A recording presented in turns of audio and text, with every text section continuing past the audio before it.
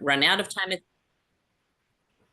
If we run out of time at the end for question and answer, we can continue. We can collect your questions and get back to you, or you can always reach out to staff with additional questions. So I will turn it over to Susan Moriarty, who is the Chief of CDBG Compliance. Thank you. Welcome, everybody. David, you want to advance? So we're going to be talking about the CDBG application today. CDBG is a federally funded program, and it has three main goals, which is to provide decent housing, a suitable living environment, and to expand economic opportunities. Next slide. So in order to do that, each activity has to be eligible, and it has to address one of the three national objectives that are required by Congress's act. One of them is to provide benefit to low and moderate income persons. So that's direct benefit that you're serving someone or a household. To aid in the prevention of slum and blight, or to address an urgent need. Typically, that is a natural disaster. Next slide. So in CD51, we're only going to be accepting operating awards from the nonprofit organizations. So that means that the activities that are eligible are going to be rehab admin of both residential and non-residential structures, public services, which there are 20 of them-ish, everything from youth to seniors, and a lot of others in between. Activities relating to energy conservation and renewable energy resources, and provision of assistance to businesses, so economic development, job creation programs. Next slide, please. There's some ineligible activities. These are federal funds, so no fundraising, no political activities. You cannot purchase equipment or motor vehicles or furnishings or other personal property with these funds. Next slide. And then there are some unallowable costs. Again, these are federal dollars, so they're pretty strict about it. Can't cover bad debts, can't cover donations or contributions or gifts and awards. We can't cover entertainment costs or food or that kind of thing. We can't cover fines, penalties, litigation expenses. We can't cover losses from other awards. We can't cover contingencies. We can't cover interest. Next slide.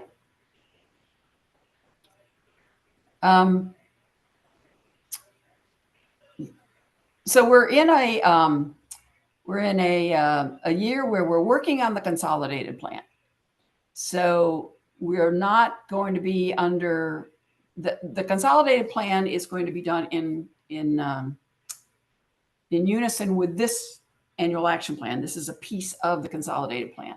So in the past, we've had the 5-year consolidated plan goals to talk about and to guide us. Those have not been identified for us yet from our research and from the commissioner's office. So we're a little bit in limbo on that one, but we do have, and they'll be relatively similar to what we've had in the past, providing, affordable housing opportunity, providing for shelters and services for homeless persons, providing for people with disabilities, providing the housing rehab services, and then the public services, by and large, will be available to us.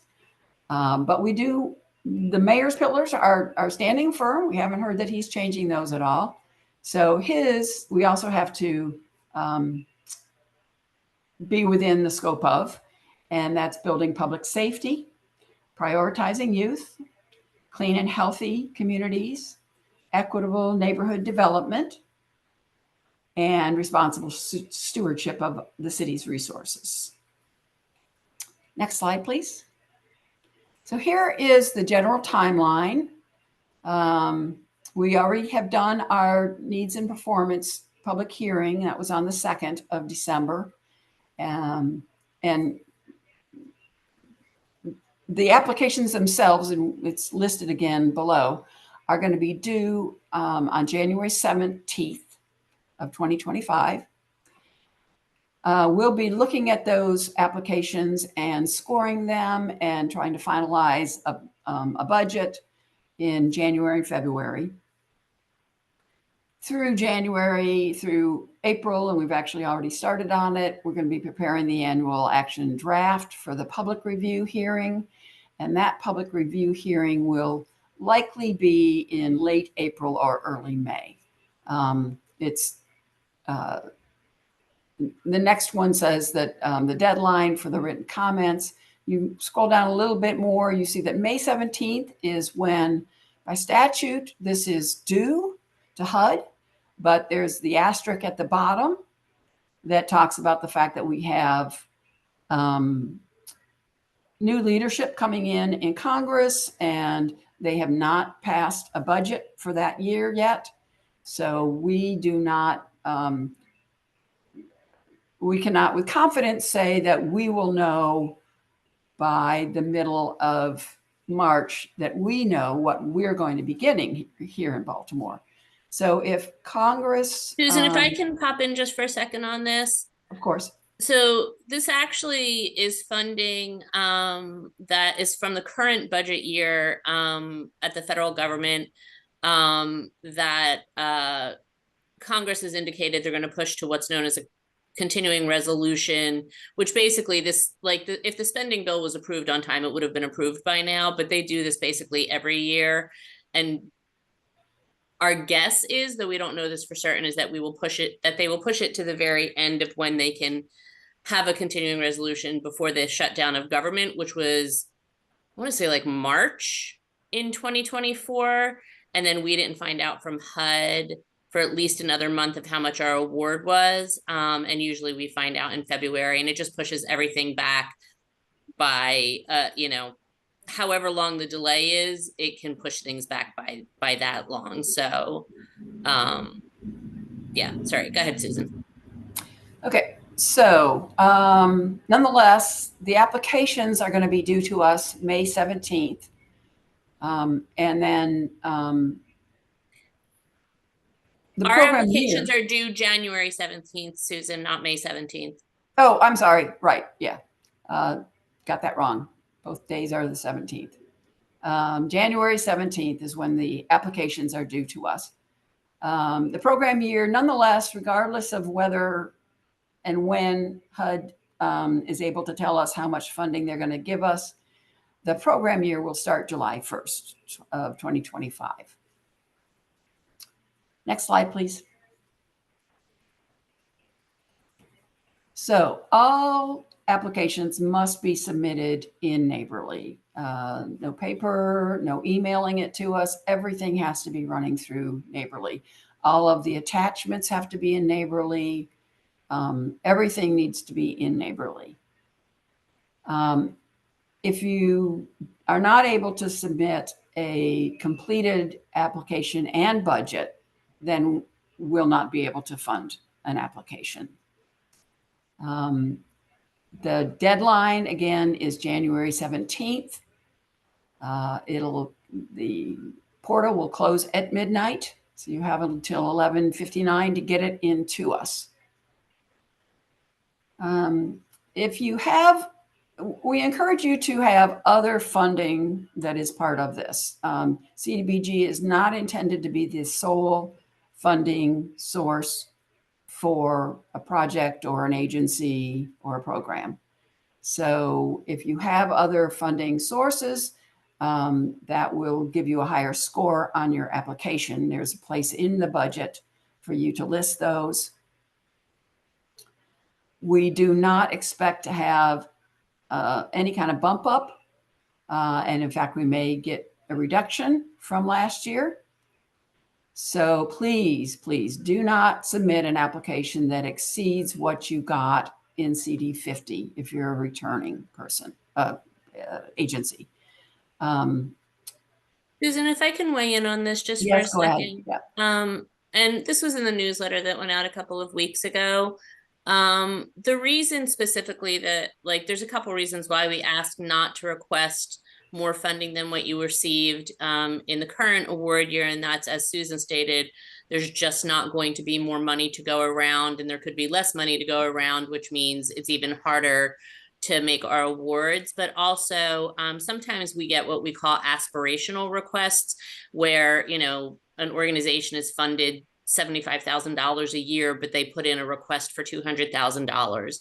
That's not realistic by any means. And really what it does is just causes extra staff time to go back and request revised budgets for the amount that we can award you, which we try to, you know, we're not always level over the previous year, but like level is more reasonable than some new excessive amount. And it's really just a drag and drain on staff resources and time, and actually slows down the contracting process because we do need the budgets to match the award. And so, you know, besides just not having more money to go around, it just takes time to go back and forth getting the revised budget. So we would really appreciate you guys, you know, not putting in aspirational budgets, because they just don't serve a purpose other than to take up time.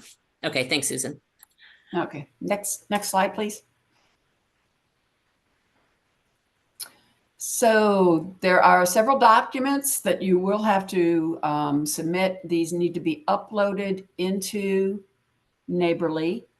And again, if you don't do that, then the application is going to be considered incomplete, and we will not be scoring it or awarding. That's the articles of incorporation and your bylaws. A complete board, a board of directors, the authorization to submit the application statement. That's usually something on paper. A bulleted list of locations where the activity is going to be carried out. I know that for some folks, particularly if you're doing housing rehab work, you may not know where those locations are yet. But if you do know them, we need to know where they are. There are some cross-cutting federal and city requirements, and there's a certification form that says that you've read that information and you understand it. That has to be submitted. We need a current certificate of good standing from the state of Maryland. You can get that off the website. Your federal tax determination letter. It says you're a 501c3. If you're a housing counseling agency, we need to have the HUD housing counseling certificate. And we need a complete list of your current board of directors, including all the officers. Next slide, please. Some other things that we need, and these are all listed on the application itself too. Your most recent 990, that's the tax form you've completed for the IRS. Your most recent financial statement, or if you've had an audit, we would like to have that, please. The preliminary staff, or the primary staff list. So we need the list of who your other staff members are. In years past, we've had situations where the person that filled out the application has left the organization, and we're kind of in limbo because we don't know who else is working there. So it would help us a lot if we had those primary staff lists. So now you must submit those to us. And then if you are doing any kind of, particularly the spruce up projects or projects where you're working on open space in communities, we'll need a screenshot from CodeMap of the parcels that you're proposing to do these improvements, that shows that they're adjacent to CDBG eligible residential areas, either within or adjacent to those areas. Next slide, please. Okay, and then I think David is going to take it from here. Yep, thank you, Susan. So everyone, we're going to do a demonstration in Neighborly in real time, so you'll see, how the application gets put together. This will be important specifically if you are a new person looking for CDBG funds. If you're not, this will be a review for you. If you are new to this process, there is a link to the application on the DHCD website, and the plans and reports page. I'll show a screenshot of that here in a minute. David, can I just jump in for a second while you're switching screens? Go ahead. And just let folks know if you have questions that you can drop them in the chat, or raise your hand. We'll try for the application example section. It might be helpful to answer things in real time as you're going through it, David. So if, as David's going through a section, you have questions, you can raise your hand or drop it in the chat, and I'll help you moderate that, David. Thank you very much. Can everyone see my screen? I think everyone can. So this is the DHCD website. Mary, there is a question in the chat if you want to go ahead and address it in real time. I do not see any questions. I'm in the chat, but I don't see any questions. Oh, okay. This one was direct messaged to me. If you don't expect an increase and you want all the former recipients to request the same amount, how will the program accommodate new recipients? So we don't always get the exact same applicants year over year. We get a lot of the same, but one of the ways that we will be able to do that is that we are not funding capital projects for NPOs this year. And so there may be room there, but also we just don't get requests for the exact. So just to be clear, this funding doesn't just go out to nonprofit partners. It goes out to DHCD divisions and other city agencies for various things. And so it's a bit of a balancing act every year, but we do have the ability to make the necessary room to accommodate new applicants, potentially, accommodate new applicants if they meet all the criteria and score well. But it's basically a rule of thumb for returning people to not ask for more because there isn't more to give, but that doesn't mean that there isn't money for incoming nonprofits who haven't applied before. Okay. And like I was saying, if you happen to be a new person looking for funding, you can find the link at the DHCD baltimorecity.gov plans and reports page. When you scroll down most of the way to the bottom under CDBG submission request, here is the link to access the Neighborly applications. All right. So if you are a returning applicant, you will have a porthole already. And this is an example of an older porthole where we've covered in the past. At the top, you're seeing your tasks if you have any. If you have started applications, you can see where those in progress applications are. And at the bottom, you will see a list of applications that are available. And again, you will see a capital projects application, but note that as a nonprofit organization, you will not be eligible for those capital funds this year. This will only pertain to city agencies. So if you are returning, you would want to start the CD51 application for operational projects, and you would start by clicking on the Start Application button. And that will take you to a pop-up where you want to name your application. And I'll put a name in here. Do you want the naming convention to have anything in it specific to like the year, the organization name? Because we do sometimes get applications where people literally just put their name on it, like their personal name on it. Right. What we don't need the year because we know which year this is, but what we need is the organization name. And if Right. the organization is submitting more than one application, like I think it's Banner that submits one for youth and one for rehab. So it helps us if they would designate, Banner youth or Banner rehab admin. That allows us to find what we're looking for quickly without having to, hit or miss. That's perfect, Susan. And I would recommend to use the underscore and then define if you are applying for multiple activities or you're submitting multiple applications, use the underscore and then define what it is what that application is for. So in this case, I'm using my initials, test, and then I'm using the underscore and I'm calling it youth.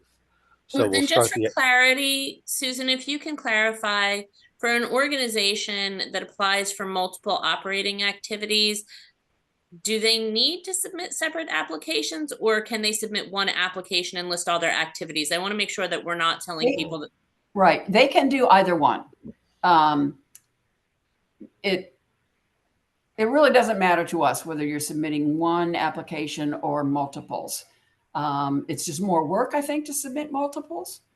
But if they, I think it's more work both administratively and probably for the subrecipients too, because then you have to go into like two different places to do things. But yeah, well, go ahead. yeah, I mean, if everybody submitted multiples, it would definitely be more administratively. But I think we just have one or two of them that do it that way, and they just always have, and that's just kind of the way it is.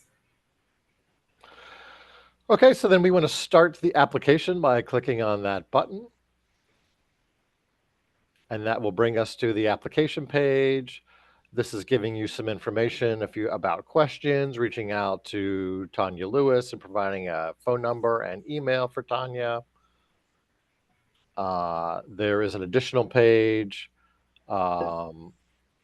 which is also acknowledging some information about the Housing and Community Development Act of 1974 as amended. Again, you can reach out to Tanya if you need more information. To move forward, we're clicking on complete and continue. So now we're getting started in the actual application. I did have a question earlier this week where someone was asking if they could print out the whole application in one shot. You cannot do that. You can print out each of these tabs individually by clicking on the print this step at the top right, but you cannot print out the whole thing at one time. So what I'll be doing is kind of moving through what these tabs are, and I'll be pointing out where we've provided some changes for CD51. So obviously this is for contact information. Be sure you're clicking on the City of Baltimore agency or a nonprofit. You're all going to be nonprofits, obviously. And this will take you on a different path related to city agencies. So be sure to be clicking on the nonprofit. Can you cover the user button over there on the far left? Yep. Yep. Okay, good. I'll get to that. You're going to get to it. Good. Yeah. I will. So obviously you'll be filling out some general information about your organization. What we have added new this year, because we have run into issues where the person filling out the application and submitting it or the primary contact has moved on from that organization, and there wasn't a plan in process to move that neighborly access to someone else. And then the result of that is we're getting an email from an organization saying, hey, we can't access neighborly, or we can't see our current award. Those types of things will result from the primary or contact or the person submitting the application moving on and not transferring that control to someone else.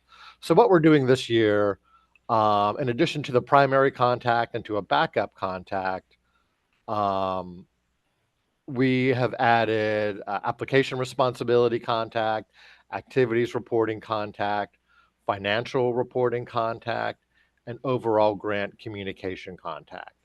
Now, we realize some of these folks might be the same person, but we are looking to have more multiple contacts, so we're not running into a situation where someone has left and that is leaving a gap in the neighborly functionality. Now, what Susan was touching on, as you fill this out, there is this user button. This is where you can add users to the application and ultimately providing them neighborly access to do reporting on the award for that year. So, and you will always have the ability to add a user, whether it's in this application phase or we're into the second or third quarter and you have a new staff person that needs to be added. You as a user can always add a new user by clicking on the user button. And it is important to recognize that where you add in the primary contact person, the Neighborly software is not pulling the names from this spreadsheet here. They're adding the user from the fact that the person that is setting this up has logged in. So you must add the names of the other people that you want to be able to access your account as users. It's a second step that you must do. Just putting them on this front sheet on contact information doesn't actually get us where we need to be. So Susan, that's a really good point. So this is the application itself. And so you're listing people here, but these are just data fields. They're not mapped to something that Neighborly is capturing as contacts. These are application fields for us to say, hey, who are your primary points of contact? And to Susan's point, any person who will need to access your account, especially for reporting later on. So if you have an activity person who reports on activities, and you have a finance person who reports on the financial stuff, and you have a person who does the application, any person who's going to need to access your Neighborly information needs to be added, because when we just went through the quarterly report training for CD50, we had a bunch of people say, hey, I can't see the things that you're talking about. And it's because they're not added as users. So every person who needs to access your account from for the entire life cycle of that year's grant needs to be added. And, you know, it's easiest to add them up front, so that as you're going to go do reporting, you're not wondering why you can't get stuff. So yeah, thanks for that point about the application not being linked to Neighborly's record of who the allowed people. Right, and you can always add new ones if new staff members come on board or take off people that have left. Right, and I encourage you to, as Susan just said, like, do your editing as people leave, take them off, as people come in, add them on. Yeah. So once you've completed the first tab, as in Neighborly, it is always important to either save or complete and continue. And the difference is if you filled out half of the page and you need to leave to go answer emails or some other reason, if you hit save, it'll preserve the data you've entered. If you've completed the page, hitting the complete and continue will take you on to the next step. In this situation, it's acknowledging I didn't add any information. Moving on to the organizational information.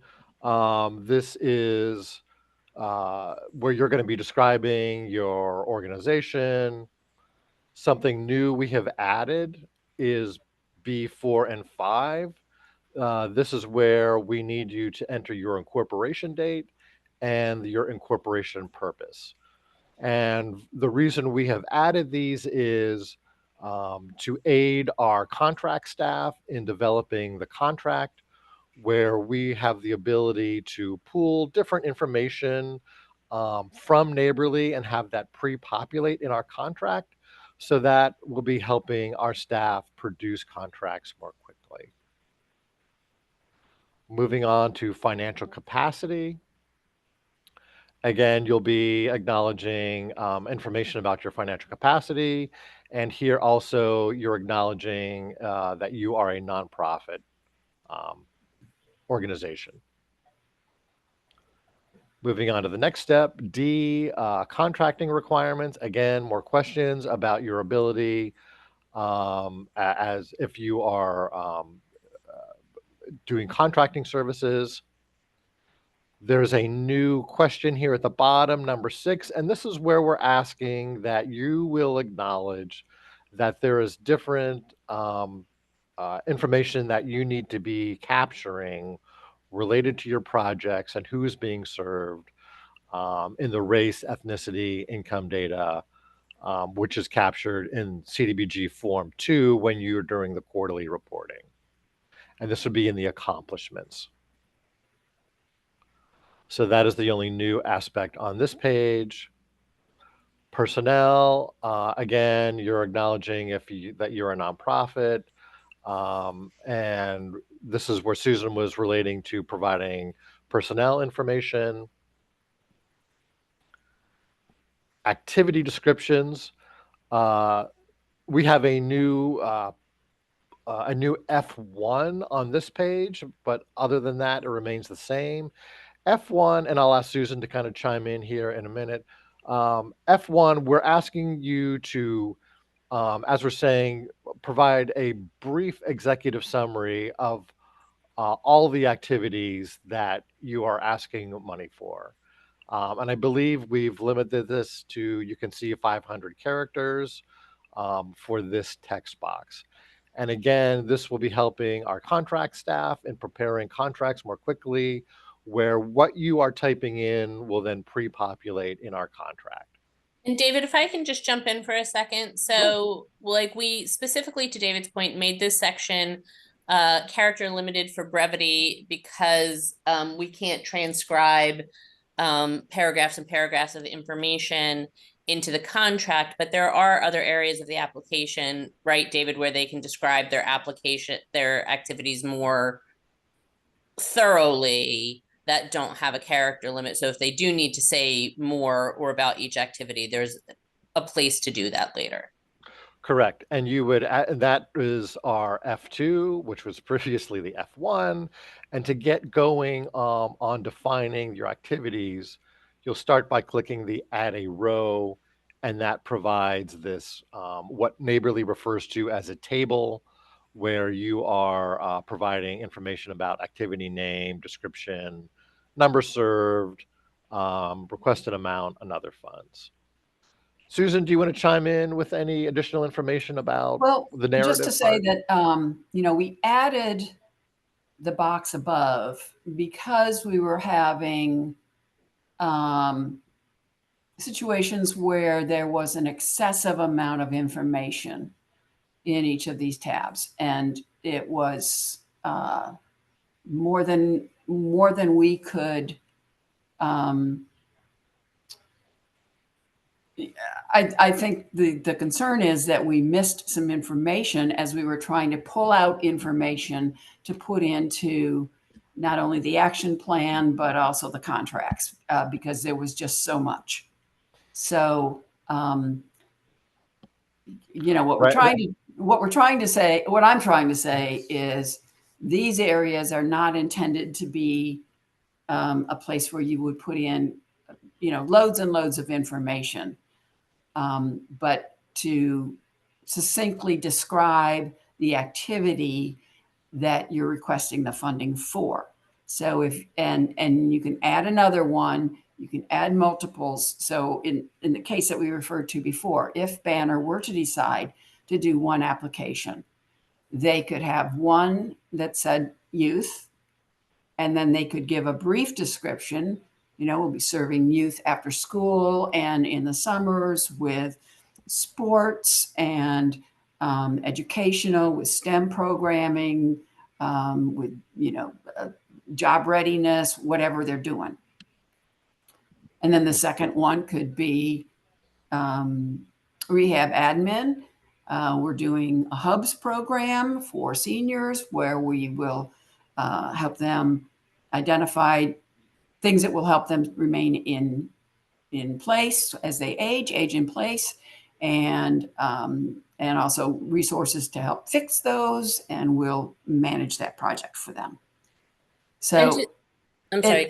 we don't need a whole lot of information about, well, first we're going to put out an application, and then we're going to publicize it, and then we're going to open it up, and then we're going to see who. We don't need that level of detail. We really need the succinct, what is the activity that you'd like us to fund, but not each little task. Go ahead, Mary. I'm sorry. So no, good, good on Susan's part. So also when we enter this information into HUD system of record, IDIS, for the annual action plan, we actually have to enter it into another character limited field. And so basically between the contract and entering this into HUD system of record, which is how the annual action plan gets generated, that's also character limited. So a lot of times Susan is abbreviating just to fit something in. And then an organization may say, well, your action plan doesn't, include the level of detail that we provided. And that's because we're really trying to just make it all fit. And so that's why we're asking for brevity here, so that you are self-describing the top key points about the work that you're doing. If you feel for some reason that you need to submit a really lengthy narrative, perhaps you could upload that in a Word document as an additional document for consideration. But really, these fields are meant to, thoroughly but succinctly describe what the organization hopes to carry out with their CDBG funding for the year. It doesn't need to be War and Peace.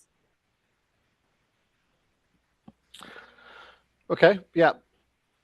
So you're completing this page related to your activity descriptions. As you can see, if you have multiple, you're adding a row and completing that. If you need to go back, you made a mistake, you can obviously delete those. And again, as always, scroll down to the bottom and hit save or complete and continue, depending on what you're doing at that time. Moving on to G, operating budget. This is where you will upload your budget using the upload button. H. David, let's talk a little bit about G, the budget. Yeah, can you please clarify where the budget form comes from? And to clarify between prior year's budget forms versus the current year. Yeah, so the budget, the current budget that you'll need to be completing is at the link here.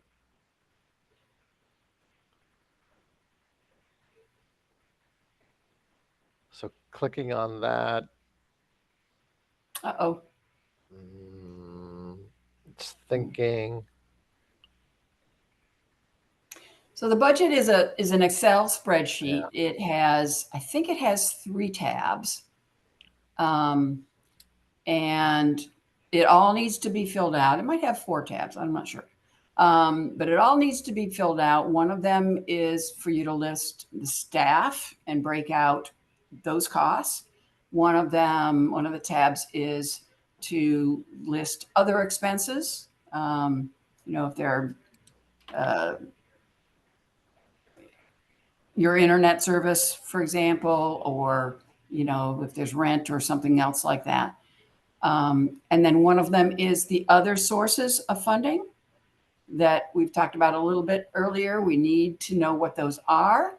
That is something that we have to put into HUD. HUD uses that information to tell Congress, hey, don't cut CDBG, because for every $100 that you're giving CDBG, here's another $1,000 that's going into these programs that might not happen if you cut CDBG. So it's very important for us to be able to report that there's a lot of match happening, and there typically is a lot of match happening. And then I think there's an instruction page there too. There is the first tab is the instruction page. Right. So you need to download it from this page, which apparently that button, did it work, David, or not? It did not work. And I made myself a note here that I'll get this. I'll make sure that this link is working. So we'll need to get that done. Today. And then do not upload last year's budget form. It needs to be on this year's budget form. That was an issue last year. There was at least one organization that just uploaded last year's budget form. The budget form had changed, so they hadn't provided the information in the way that we needed it. Or maybe it was not even a complete, if we'd added some area. So use this year's budget form. And then, so you download it from here, and then you'll upload it back in. And I'll just kind of double down on what Susan is saying there. I know that if you have received CDBG awards multiple times in the past, there is a tendency to kind of resave the same documents you've reported on year after year. And they have stayed consistent. But moving into CD50, what we're in now, and 51 going forward, documents are changing. So please refrain from, resaving old documents and adding your new reporting information or new information.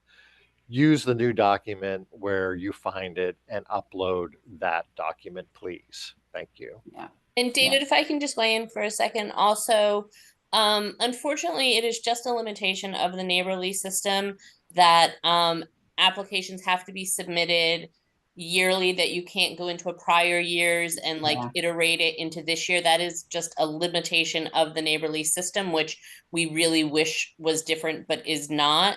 The other piece of it is that we have checked. There is literally no functionality that allows us to embed the budget document portion as something that you would literally data enter as you're doing your application. It just doesn't have that functionality either. So unfortunately, what we're stuck with at application period is you have to start a new application each year. And you do have to, as Susan said, download the correct budget form for the correct year, complete that, save it, and then upload it in its completed form. The one thing I will say is that you can print out your current year's Neighborly application to a PDF or a Word document, which means that you can copy and paste content that isn't changing from last year that maybe has narrative to it, where you just want to get the details right. You can download your current year's application and then copy paste over into this year's application to at least somewhat automate, year over year versus retyping everything. Those aren't great workarounds. It's what we're stuck with. And we have been exploring every avenue of as much automation as we can. And these are the handful of things that we have run up against so far. Yeah. An additional tip that I've used in the past, the previous positions I've had, I've been a recipient and had to fill out the applications. You can open up two Neighborly windows and copy and paste from one into another.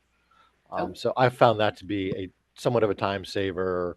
Yeah. For that information Mary's describing, where it's your organization name and different people and phone numbers and emails, that kind of information you can copy from one screen to another screen in Neighborly. That's a good tip, David. Yeah, and just one more point on the functionality piece. And the reason why there is limited functionality is because the Neighborly system was created originally to manage CDBG funded home repair programs, and then it expanded to be used for different uses of CDBG. However, we are one of a handful, if that many, jurisdictions nationwide that subgrant their CDBG funds to so many community partners like we do. And so Neighborly was built for jurisdictions that just don't subgrant money out to, 65 nonprofits and, 5 programs within DHCD and, 6 other city agencies. And so some of the limitations are not necessarily because Neighborly doesn't have the level of sophistication. It's bang for the buck of their development dollar. That if we're one of the only jurisdictions that does that, why are they going to build out all of this functionality that nobody else is using? Because time is money on their end. So it's just a virtue of the fact that we subgrant out to nonprofits in the community.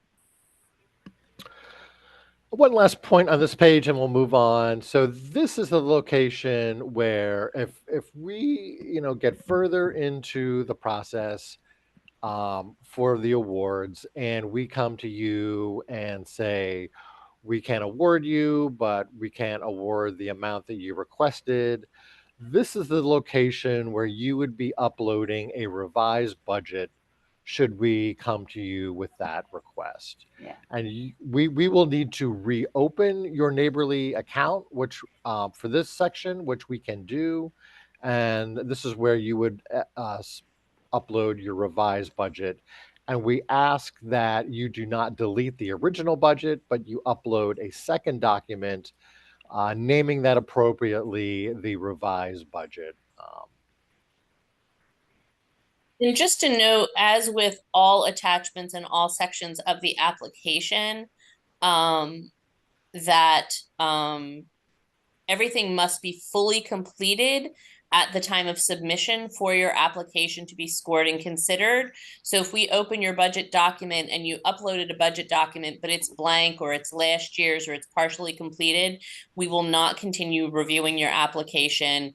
We will not score it. You will not be awarded. So just make sure that everything is fully complete. Make sure you are saving your pages, you are hitting submit, you're double checking your documents.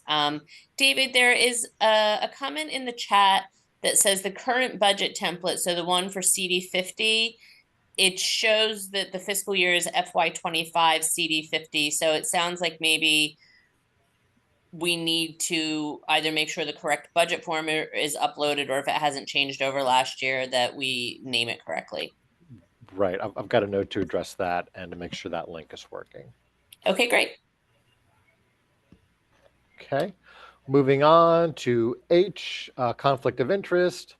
Again, this is a questionnaire page where you're checking yes or no, adding details in the text box related to conflict of interest. Again, hitting save or complete and continue. Moving on to I, required documents. This is what Susan was alluding to earlier.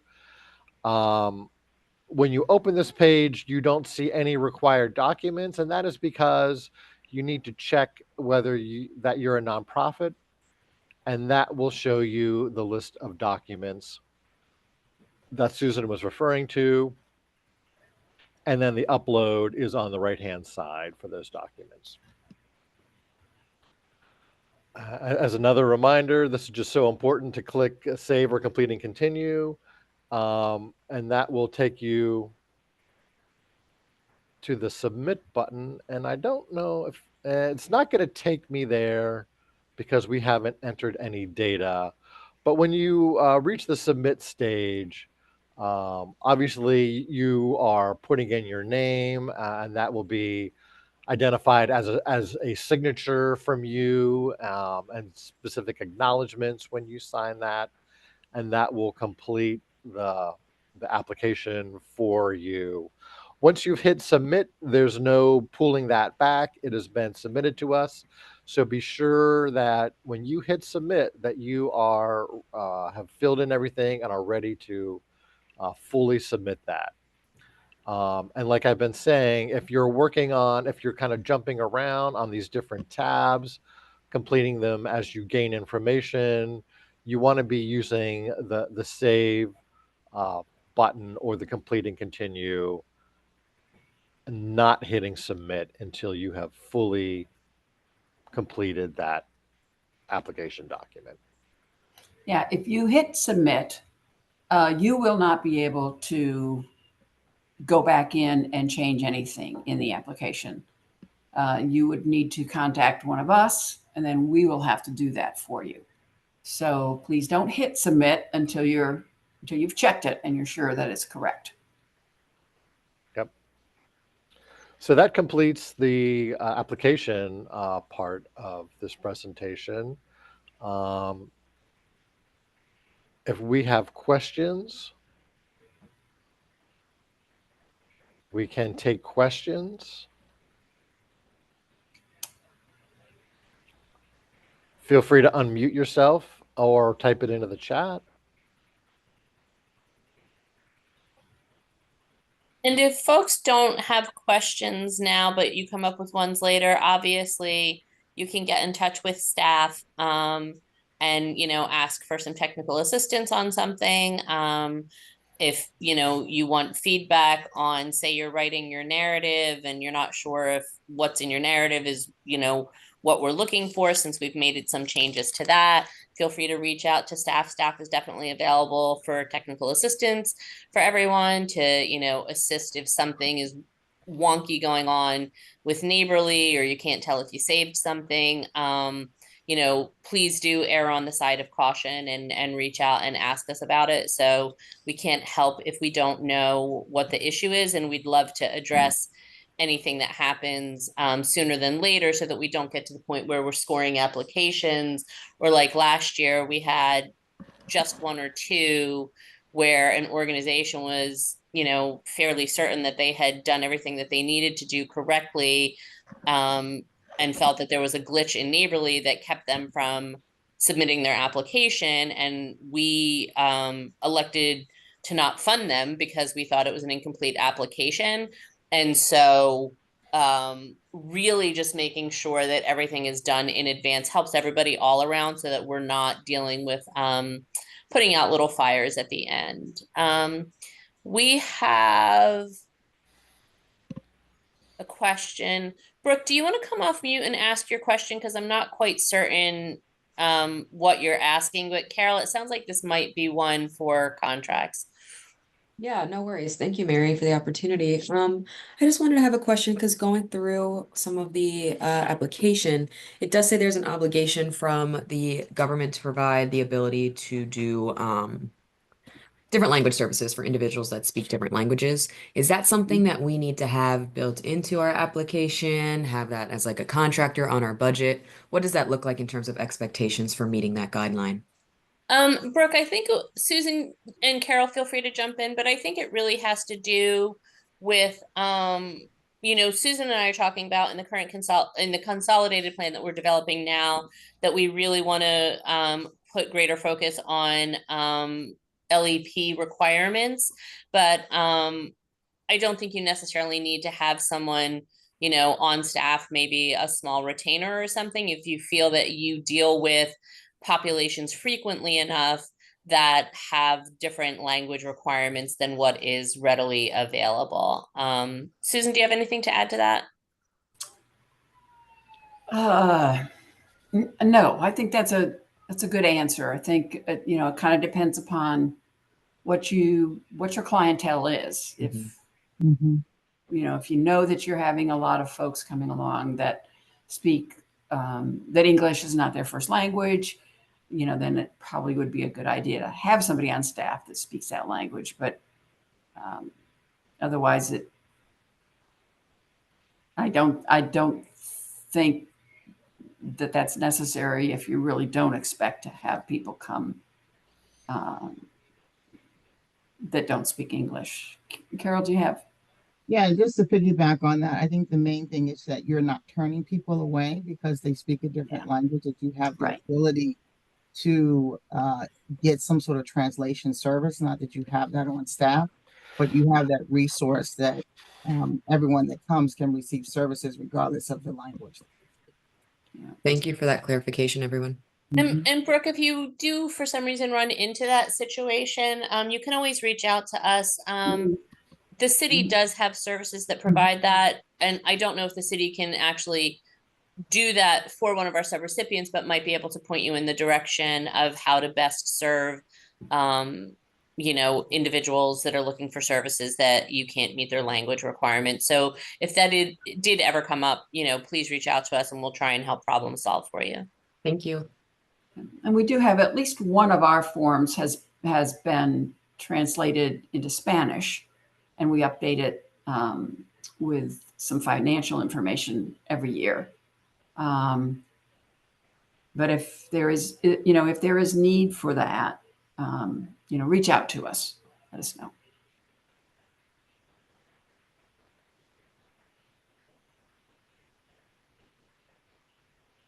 Questions from anyone else? There's nothing else in the chat right now, and I don't see any hands raised.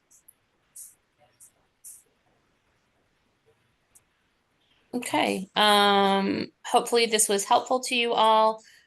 David, do we expect to post the recording online at some point? We do, and that would be on that plans and reports Yep. page. Plans on reports. There's another tab that's there that says resources and trainings, and it would be in there. And there are already a few others that are in there.